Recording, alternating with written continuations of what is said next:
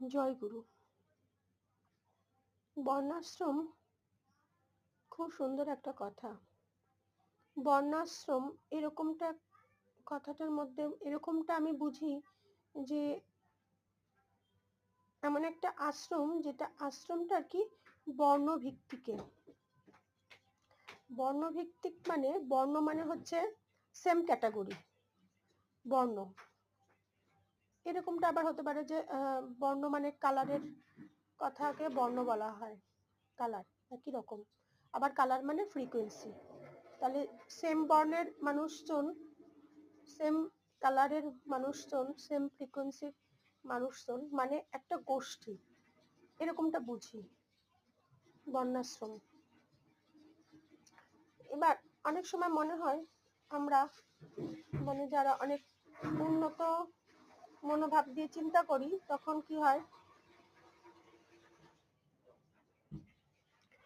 উন্নত মনোভাব দিয়ে চিন্তা করলে এরকমটা লাগে যে বর্ণাশ্রম বুঝি যে কুসংস্কার, কিন্তু অ্যাকচুয়ালি ঘটনাটা তা নয়। বর্ণাশ্রম মোটেও কুসংস্কার নয়। মানে কোনো একজন ব্রাহ্মণ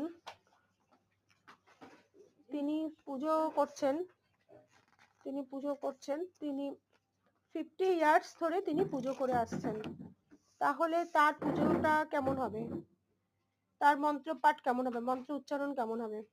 50 ইয়ার্স ধরে যদি পুজো করে তাহলে তারপরে দেখা গেল তার first generation, second generation, third generation, fourth generation, fifth generation পর্যন্ত তারা পুজো করছে। তাহলে তারা শুনে শুনেই সেসব মন্ত্র মুখস্থ হয়ে যাবে। যেমন হয়েছিল আমাদের পরমহংস রামকৃষ্ণ দেবের। তিনি কখনো স্কুল যাননি, কিন্তু তার বাবা পুজো করতেন বলে তার অনেক ছোটবেলায় তার সমস্ত পুজোর মন্ত্রগুলি মুখস্থ থাকতো এবং এত সুন্দর উচ্চারণ ছিল যে রানী রাসমণি দেখে শুনে মুগ্ধ হয়ে গেছিলেন।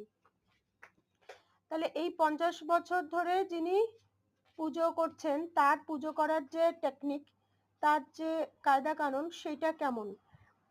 এবার তাকে যদি বলা হয় যে নাও তুমি এবার চাষ করো, তাহলে চাষ করলে সে কেমন চাষ করবে? একটু কেমন কেমন হয়ে যাবে। আবার মনে করি যে 30 বছর ধরে যিনি চাষ করছেন তাকে দিয়ে আমি পুজো করালাম, বললাম যে নাও এবার তুমি পুজো করো, মন্ত্র পাঠ করো, তাহলে সে কেমন করবে? তাহলে সেখানে এফিসিয়েন্সিটা কম হবে। তাহলে জেনারেশন টু জেনারেশন যে কাজে আমরা ব্রতী সেটা হচ্ছে বর্ণাশ্রম।